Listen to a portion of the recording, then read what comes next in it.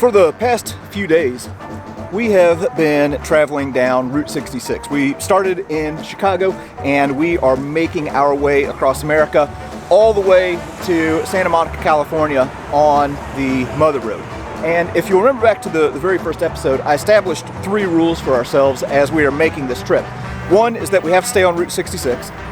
Second rule is that we have to eat at local diners and local restaurants, so no fast food, no chain restaurants. And also, where we can, we are going to stay in historic hotels and motels and things like that. So last night, we were here in Carthage, Missouri, and stayed at the historic Boots Court Motel, which is one of the oldest operating motels here on the route. Absolutely amazing experience. Seeing this place lit up with neon at night was really, really cool. And the guy who runs the establishment told me about a local, I don't know if you would call it an attraction or an oddity or a ghost town or what you would classify it as, but it's a place that we're going to go check out now called Red Oak 2.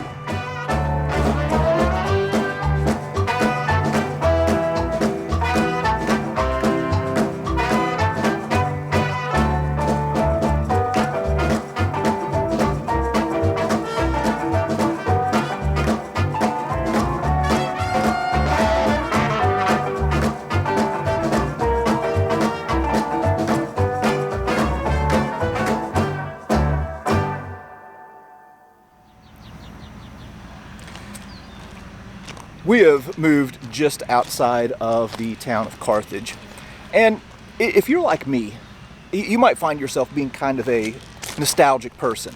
If given a choice between the new stuff and the old stuff, well, I always find myself giving preference to the old stuff. Well, there's this guy by the name of Lowell Davis, who grew up in a town north of here called Red Oak. He'd grown up there during the Second World War era and had left home and came back in the 1970s. And when he came back, found that almost everybody else had left too. And Red Oak had turned into a bit of a ghost town. And Lowell, being kind of an eccentric guy and kind of a nostalgic guy, rather than just kind of bemoaning the fact that his town had turned into a bit of a ghost town, decided to do something rather interesting.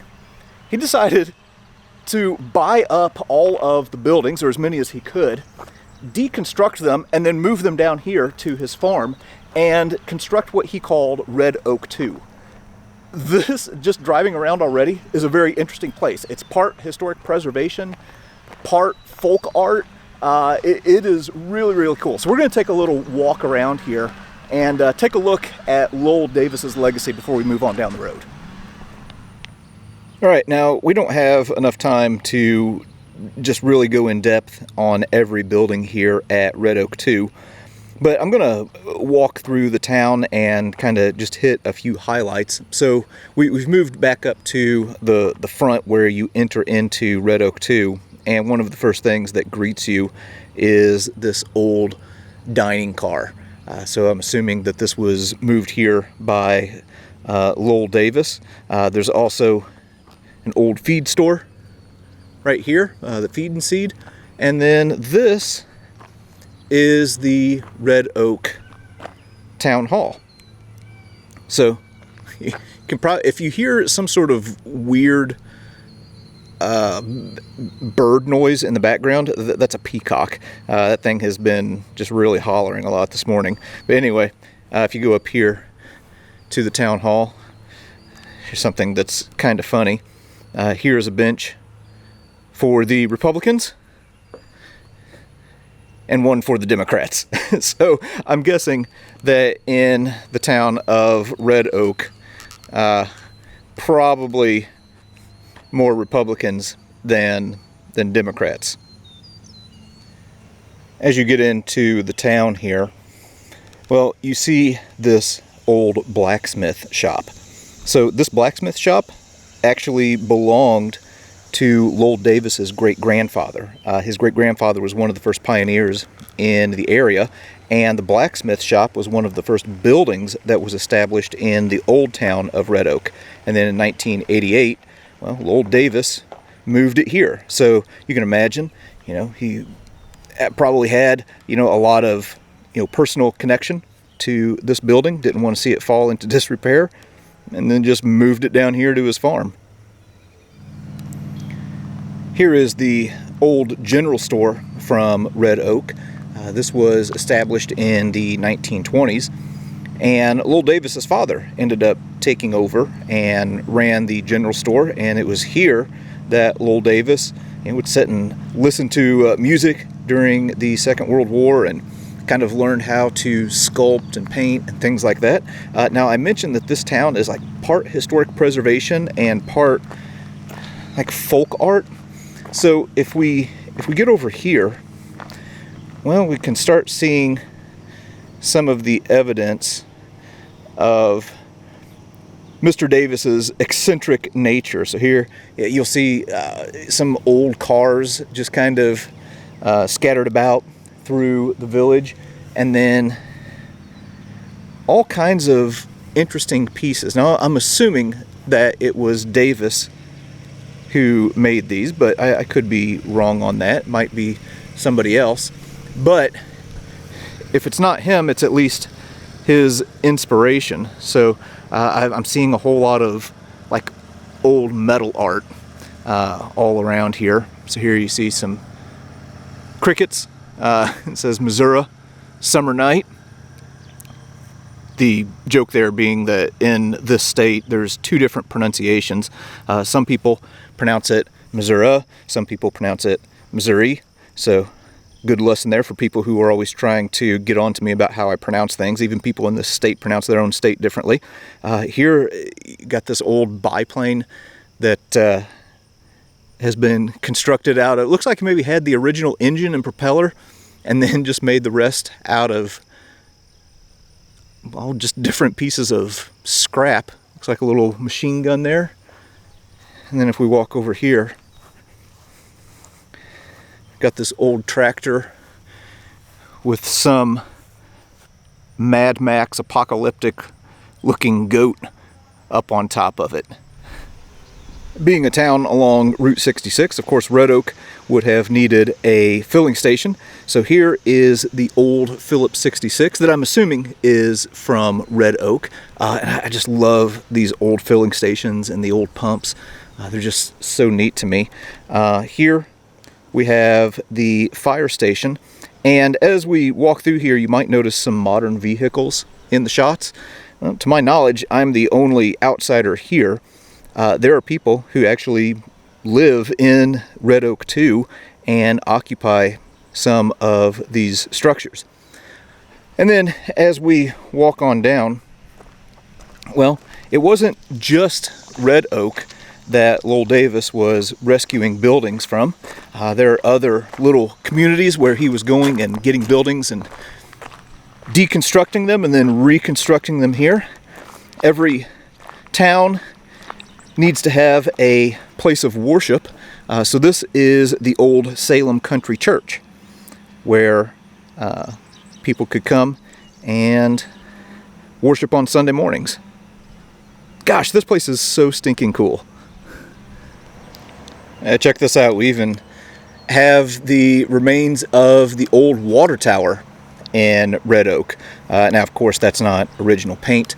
Lowell Davis, I'm assuming, painted that up himself and again put his brand on it to let everyone know what the proper pronunciation of the state was, at least in his area or in his view. Yeah. One of the things that Lowell Davis always wanted for Red Oak 2 was a train station. Any proper old town needs a train station of some kind. The problem was he couldn't find one. There were different like locomotive clubs and foundations and things like that that would snatch up these old rail stations, as soon as they became available. So he decided to just build one himself for Red Oak 2. So this is a structure that Lowell Davis actually built, and here you can see we've got some tracks right in front. Now, Lowell Davis passed away in 2020, but the people of this community are kind of carrying on his legacy, and I just read that this year they're planning on getting a steam locomotive to add to this part of the village. And then if we go over here, well, we see what is obviously an older looking building that is called Fort Hooker. Yesterday, as we were traveling through Missouri here, we passed through a place called Hooker Cut. Well, I'm assuming this is, associated with that area because it's in Phelps County. Anyway, there was a guy by the name of Marshall Hooker who had built a log fort on his own property, and his house had burned down, but the log fort still remained. So Lowell Davis contacted the owner, got permission to relocate it here. So they had to disassemble it and then reassemble it right here on the property. And then he ended up calling it Fort Hooker in honor of Marshall Hooker. Holy smokes, we've got a plane on the property too. That one does not look like it is quite airworthy though. And here's another piece of, I guess you would call it folk art here in the village. And here it says, "Did you ever see a..." Look at it.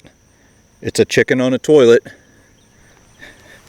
What is that chicken doing? Okay, if you haven't figured it out by now, just keep thinking about it, but I'm going to move on. This Lowell Davis guy must have just been absolutely hilarious. Here we are looking at another one of the creations of Lowell Davis that emerged from his imagination. Originally, this was called the mother-in-law house. And as you can see, it looks a bit like a shack. And it's surrounded by a moat and has like a little bridge to get to it. And then here is a little outhouse just to the side of it. And the idea that he had was that people would be coming to visit Red Oak 2 and would stay in some of the houses. And if they brought their mother-in-law along, well, they could put their mother-in-law in this shack. It's also called the Oddest house because the pond that was built just on the other side here had a bullfrog living in it that they nicknamed Otis.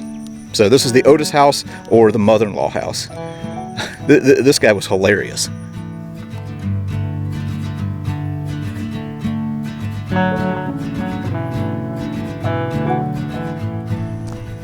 Alright, so that's just a glimpse at Red Oak 2, and I've already burned up way more time than what I intended here, but we really need to get down the road. But what a cool place. This Lowell Davis must have been quite the character. I love eccentric people who are just a little bit different and have something in their imagination and then turn it into reality. My gosh, the idea of just buying up a town and then relocating it to your farm is so cool. So like I said earlier, it's part historic preservation here, part folk art, and 100% nostalgia, which is why we're doing this trip along Route 66, just to kind of remember the way that things were. All right, we're going to get back on the road. Going to make our way to Kansas, which is only going to cover a short piece of Route 66, and then we are going to get into Oklahoma. Call my number, call my name.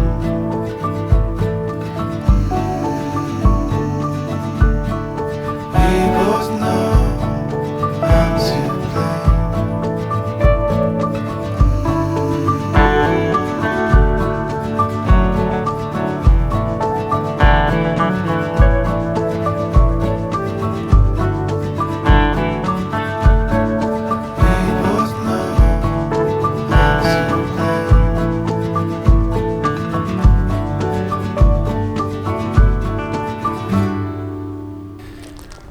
Well, at some point in the past few miles, I crossed over into Kansas. I didn't even see a sign or anything marking where I was. But anyway, we've just moved into the town of Galena, Kansas. And just as soon as you cross over the border, they have this thing here that is dedicated to the movie Cars. All right, so we are here at Luigi's Pit Stop, where you can stop and get pictures, and if you are traveling with kids, maybe kind of make a connection between Route 66 and the Cars movies. So here you see the police car, and then here there was a scene in the first movie where they go out and instead of cow tipping they go tractor tipping, and then they have a car over here that's supposed to represent Lightning McQueen. Yes, that's pretty interesting. I don't know what the background is on this place. I'm guessing it's maybe just some local artists who got together and decided to do something for the 13-mile stretch that Route 66 passes through Kansas. But it's a really good idea, and like I said, it's a good way to kind of get your kids into history with something that they might have a connection to. If you move down the road just a little bit from Luigi's Garage, well, here on Route 66, they also have this recreation of this old gas station, and keeping with the Cars theme, they also have themselves a tow mater. So this was probably one of the more popular characters in the Cars movie, was voiced by the comedian Larry the Cable Guy, and they actually have a few different versions here, and also the fire truck. So yeah, this is really neat that they've done this, and I'm sure that there have been a lot of photos that have been taken by these cars. Yeah, this is really cool. All right, now we're going to get back on the route.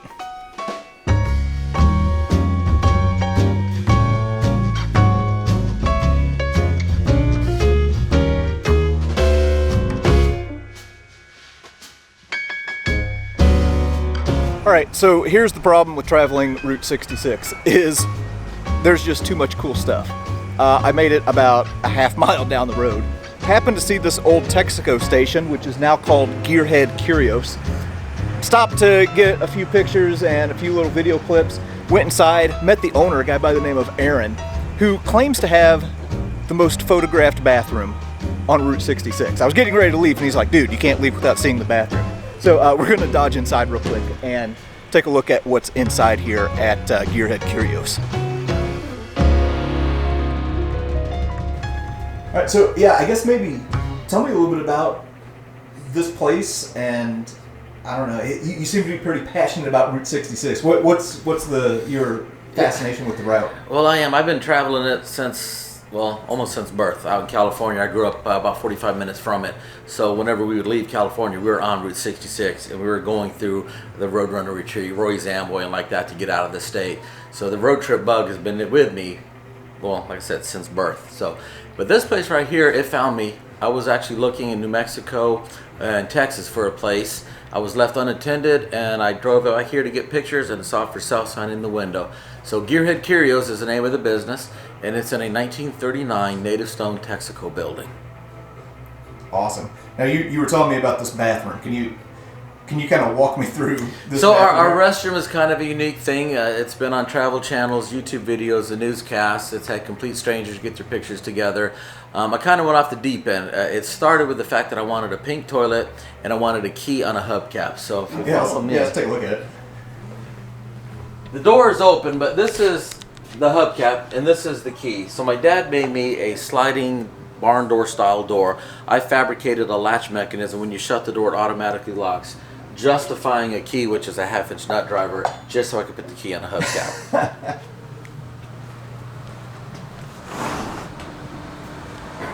So when I bought this place, I brought the roof out because I had to take it down to the walls. Out here was a forest. I had to deforestize, get stump grind up the stumps and like that, and I built this restroom.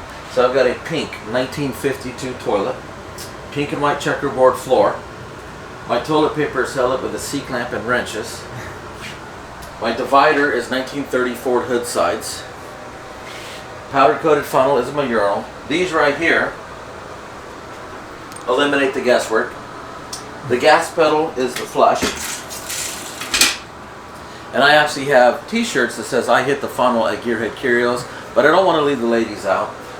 I offer this. These are individual disposable Shiwis, so the ladies can have all the fun and excitement of hitting the funnel. And when they do, they get to honk the brass horn. Everyone knows what they did. We will applaud them. We get their picture holding the hubcap with the key. And on Facebook it says, I hit the funnel at Gearhead Curios.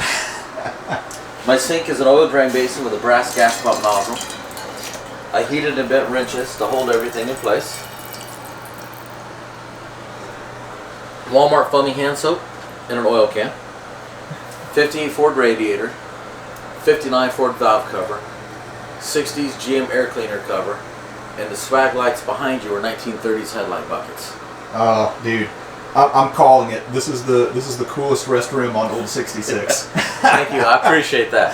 That is awesome. Here on this map, you can see these little pins that show that Route 66 is not just an American thing. There are people from all over the world who travel to the United States to drive this route. And I just love the feel and the vibe of this place. If you look on the ceiling, there are old license plates from all over. And Aaron was telling me that people who come in here actually leave feeling a little bit better and can breathe better because they've been breathing filtered air.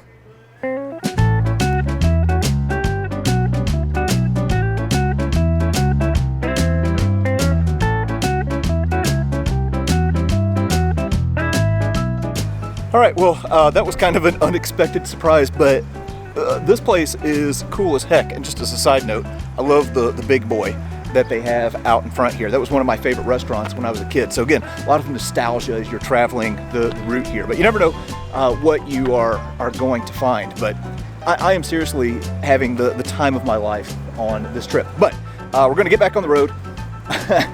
We're gonna try to not get distracted and actually get some miles on our tires on this leg.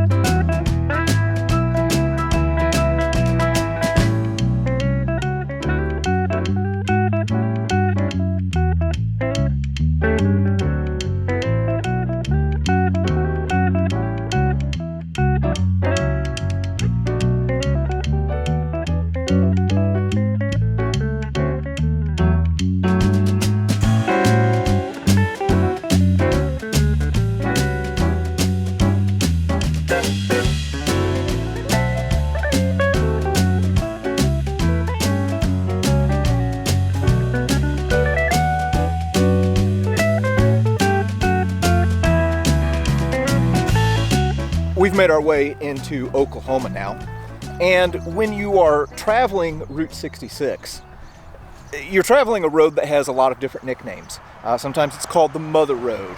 I've also heard it called the Main Street of America because it passes through so many towns and serves as their main street. It's also called the Will Rogers Highway after Oklahoma's favorite son, Will Rogers. We're making a brief stop that kind of kicks off from the main road and takes us to a portion of the original part of Route 66. And right here, they have a memorial to Will Rogers. Now, I'm hoping we're going to talk a little bit more about Will Rogers later.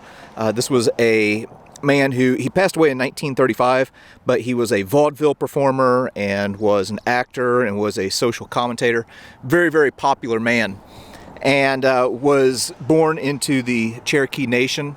And here you can see it says U.S., Chicago to Los Angeles, names all the states that Old 66 passes through. And then here it gives us a little bit of information about Route 66. In 1922, a new 9-foot roadway was completed between Miami and Afton, Oklahoma. So this is prior to Route 66. Because no standards existed and so few roads were paved, its width was not unusual for the era. It consisted of a concrete base and edges with a surface of rock asphalt in 1926. The sidewalk highway, as it would be known, was adopted by Route 66. So this is in reference to an original piece of highway that Route 66 kind of got paved over, or kind of integrated into. Anyway, here it says the last segment was upgraded to the standards established in 1930. It is also realigned and included a new bridge on the Neosho River. And then it talks about how on September 13th of 1937, well, there was opening of a bridge that completed the last segment of Route 66. And the sidewalk highway is going to become one of the earliest stretches of the Mother Road. And here they also have a quote from Will Rogers that I really like. He says, "Columbus discovered a new world, but old Tin Lizzie has made us discover America." All right, we're gonna go ahead and continue making our way down this road now.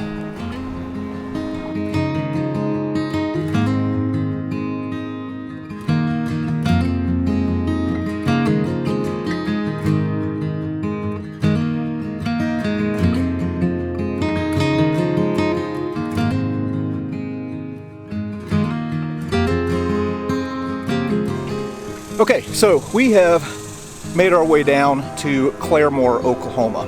And if we're traveling Route 66, if we're traveling the Will Rogers Highway, it seems only appropriate that we come to the Will Rogers Museum and learn a little bit more about this man.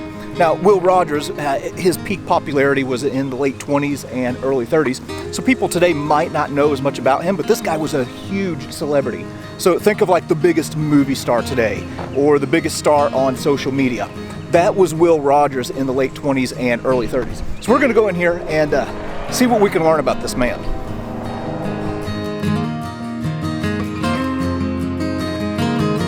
Hi, I'm Tad Jones. I'm the Executive Director of the Will Rogers Memorial Museum in Claremore, Oklahoma. I appreciate you being here, and we're very excited about what we're going to talk about with Will Rogers. He was simply one of the biggest stars in American history. I would argue the most beloved person in American history, especially in the first half of the 20th century. He was the #1 movie star in America.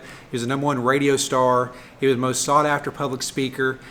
He wrote a newspaper column that's in 600 newspapers all across the country that people read every single day. He had tons of energy. He was a great humanitarian. He would go to small towns and raise money for people in like Arkansas that was going through the Great Depression, or people in the Mississippi Valley went flooding, or he'd travel around the world to different places and help. But he was such an amazing figure in American history. They called him a friend of kings and the common man. He would go and he was friends with 6 different presidents. He would travel around the world, and the presidents would bring him in and get a briefing about what he learned traveling around the world. He'd been to Russia and China and Japan and all over Europe, and so he was an amazing character. He got his start in the Indian Territory. He was Cherokee, and he loved to be a trick roper. He learned to rope from a former slave, and just had a passion for roping. And he would rope the girls at school and the guys, and he would get his ropes taken away from teachers, but he just became an amazing trick rope artist,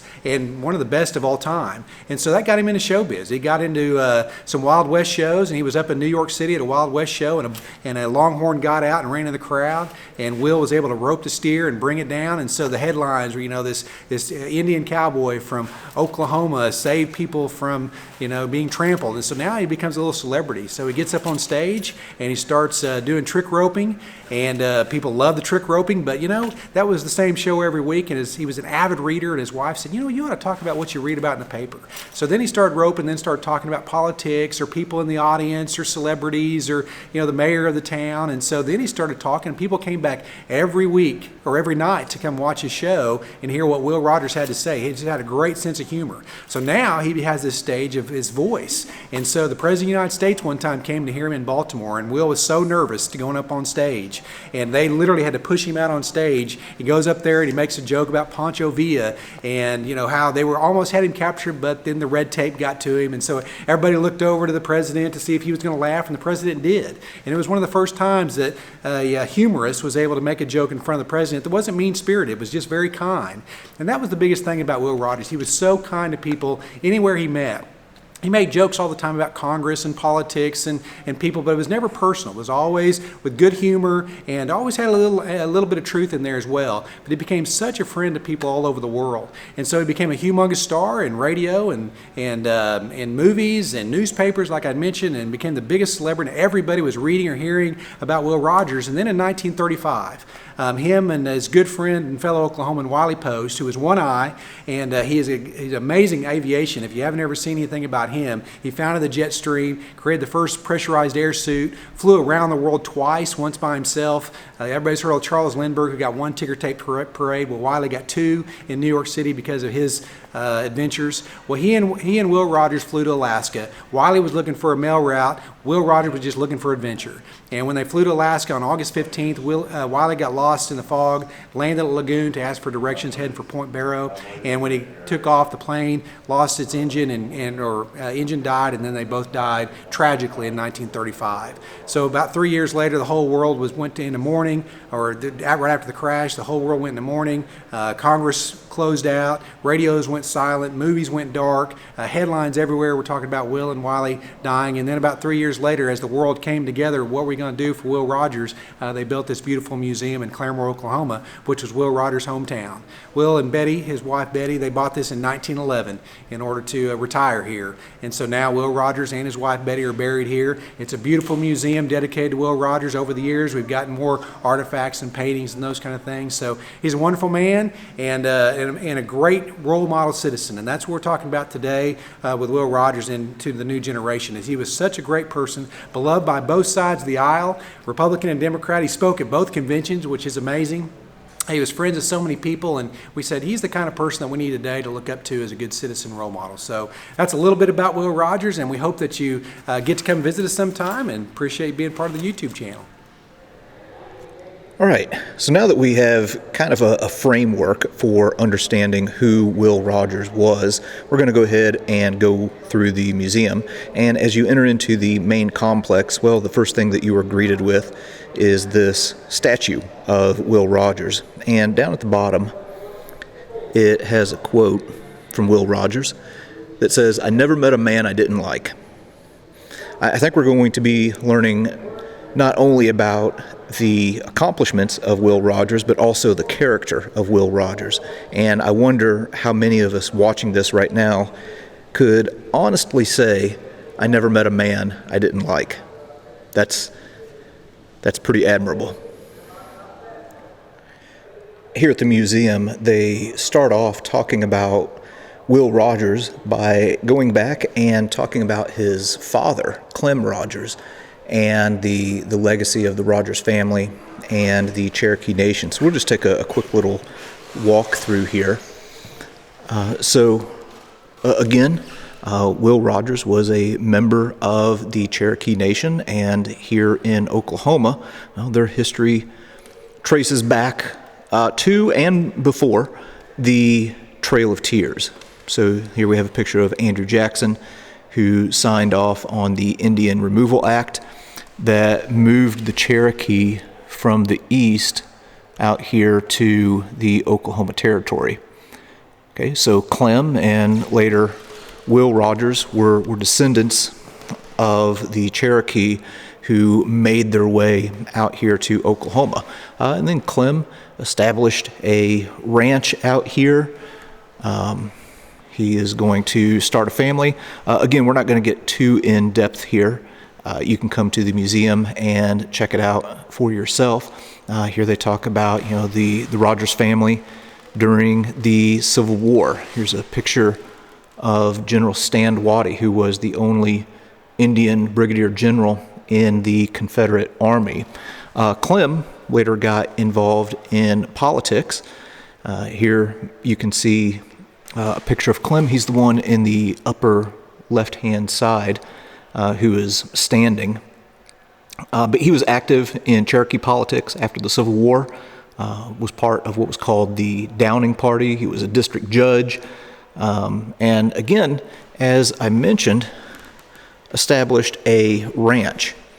Now, the ranch is going to be where Will Rogers is really going to have a see a huge impact on his life. One thing that would really influence him, as far as being part of the Cherokee Nation, was seeing how people cooperated with each other and how people treated each other. It was said that nobody would go hungry. So Will Rogers is really going to see his foundations laid right out here in Oklahoma, and is going to have a massive impact in his life that is also going to result in people having a different view of the Cherokee. All right, we're walking into a room that talks about Will Rogers and mass media. So during the late 20s and early 30s, the new form of technology that was really kind of having a huge impact on the United States and the world was radio. This was a way where people's voices could go out to tens of thousands, if not millions of people. Well, Will Rogers made use of that. So this is a man who was very, very popular. He was, a celebrity who had been made famous like on vaudeville, and on stage acting and things like that. He was a little bit uncomfortable with radio because he said that he really relied on having a live audience to, kind of feel the energy and react to jokes and different things like that. So he ended up kind of developing this thing where he would bring in a live audience during some of his radio broadcasts. Now, when Will Rogers was at his peak popularity, that was really in some of the darkest days of the Depression. And of course, in Oklahoma, the Depression was acutely felt, with the Dust Bowl. So there was a company called the one was called Squibb and Sons. There was another one called the Gulf Oil Company that would have Will Rogers on to speak. Politicians would have him on to speak. And what we are looking at right now is a radio broadcast that Will Rogers put out. And people really responded to it. I mean, this is a guy, again, who is insanely popular, but he's also very common. So people felt like they could relate to him and felt like he was kind of giving them a voice. And here's something that I really found interesting. Here are all these Western Union telegrams. People were requesting this particular speech that you can hear in the background. And he would pre-script his speeches, but then he wouldn't read them. He would just kind of use them as a guideline. But he kicks off this speech on radio saying, "Now don't get mad and start turning off the radio. I'm not advertising anything." So I find it funny that here, history changes, but human nature doesn't. So he knew that people would be annoyed by ads in the 1930s, just like we get annoyed by ads today. Moving to the next exhibit, we see that Will Rogers was not only a celebrity on stage and a celebrity on the radio, he was also a celebrity on the silver screen, on film. So here, this is really neat. I like this. They have kind of this little movie theater set up, screening one of Will Rogers' movies that you can sit down and watch for a little bit and kind of see his mannerisms and hear his voice. And then they have all of these old movie posters here as well, with Will Rogers' face on them. I love these old movie posters. They're just the classic look of them. I don't know, has always appealed to me. This room here serves as, I guess you can kind of maybe think of it as a survey of Will Rogers' professional life. So as Tad was talking earlier, Will Rogers gets his professional start with trick roping. So here we see this advertisement for the circus called Texas Jack's Circus, and it is featuring the Cherokee Kid, the world's champion lassoer. So of course, the Cherokee Kid is Will Rogers, and then it tells about all the different feats and tricks that he can do. We see some ropes there on the left, and then we get into his stage acting era, where he becomes a very big star on vaudeville. Of course, kind of, sticking with, that whole cowboy thing. The early 1900s. This is kind of when the U.S. was transitioning out of the cowboy era of the late 1800s. So there was really a big interest in that. People were kind of wanting to preserve that memory, and cowboys were really a big thing. Here is a display for something called the Ziegfeld Follies. The Ziegfeld Follies was kind of like a Broadway review show. So there was like singing and dancing and comedy and all kinds of things like that. And it had a really long run, went all over the world to the best of my understanding, and started in like the early 1900s and went definitely through the 1930s. It's something I need to do a little bit more research on. But Will Rogers was a part of that. So here you can see in this little advertising bill, it has Will Rogers' name circled there where we can see his involvement. So he was there as part of the Ziegfeld Follies in the early 1920s. As a matter of fact, this silver set that we are looking at right here, this was a gift to Will Rogers on Christmas of 1923 from the cast of the Ziegfeld Follies. And there's an inscription that says, "From your pals, Ziegfeld Follies Company, 1922 to 1923. Okay, and then we move over and we start getting into his screen acting career, which we've already talked about briefly. Okay, so it wasn't just cowboy stuff that he was involved in. So he did lots of movies. Here's one on horse racing. Here's one where he looks to be the captain of a steamboat, and was also a writer, which is what this part right here kind of highlights.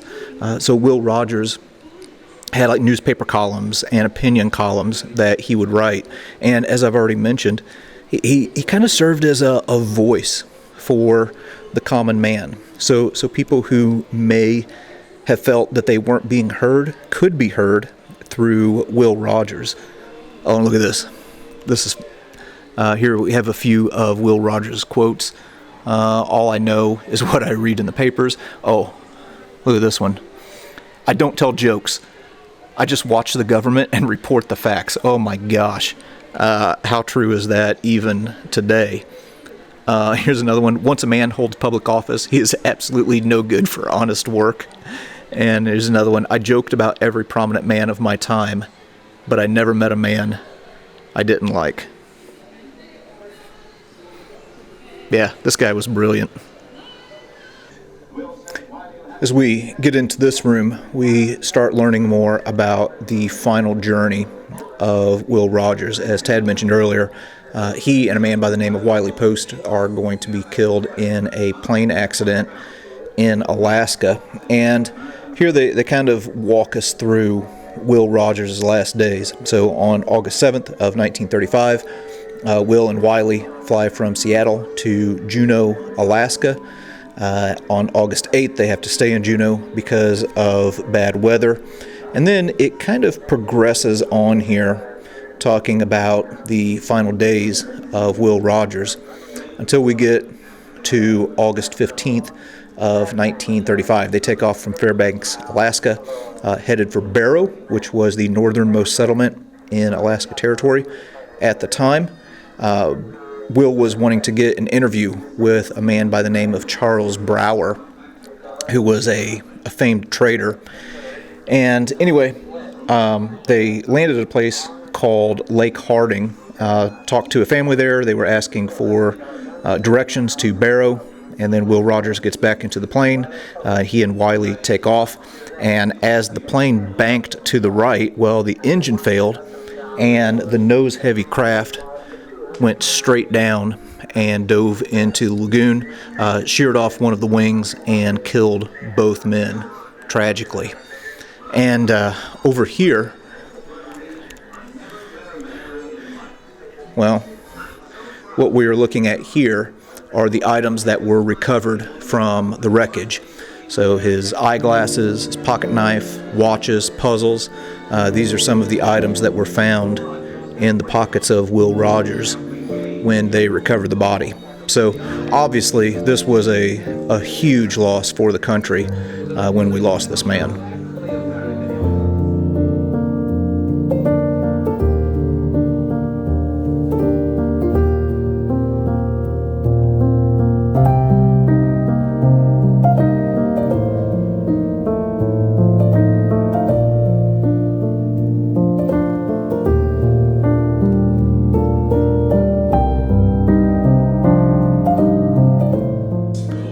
As we are exiting the museum, they have some different things talking about, of course, Will Rogers and his interactions with different people. And while it would be easy to focus on the things that Will Rogers did, I think it's probably most important to focus on who he was. So here, this caught my eye, and I really, really like this because it talks about some of the character qualities of Will Rogers along with some quotes. So one, humility, something that I think in today's culture is something that is severely lacking. And here the quote says, "I never met a man I didn't like." Okay, learning, something that we are trying to do here. He was a man who's constantly trying to learn. Of course, he's a man who loved to laugh. Here the quote says, "When in doubt, tell a funny story till you see what the other fellow is going to do." Integrity, doing the right thing even when no one is looking. Here it says, "Rumor travels faster, but don't stay put as long as truth." Okay, also work, exploring, being a giving person. Will Rogers, also a very enthusiastic man, relaxing. And a very important one here, empathy. It says, "You must not condemn a people until you have been among them and can see and know their angle." That is definitely a standard to try and live up to. All right, we're going to go outside and take a look at one more thing before we leave today.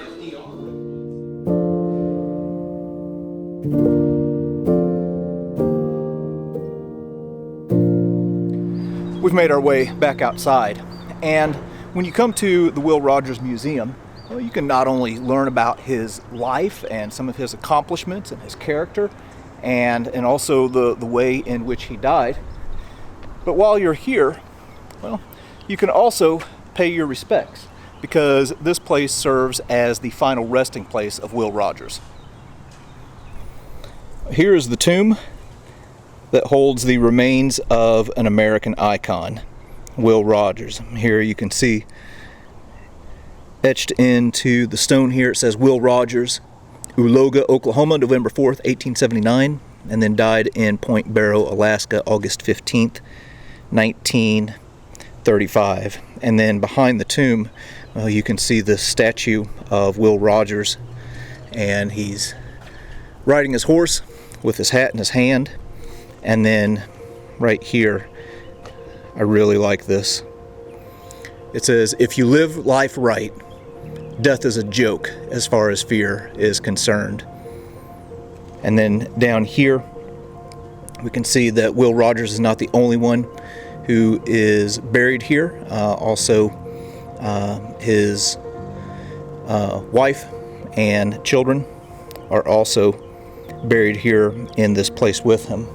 And then again on the back of his tomb is the quote, "I never met a man I didn't like." Yeah, that is really something else.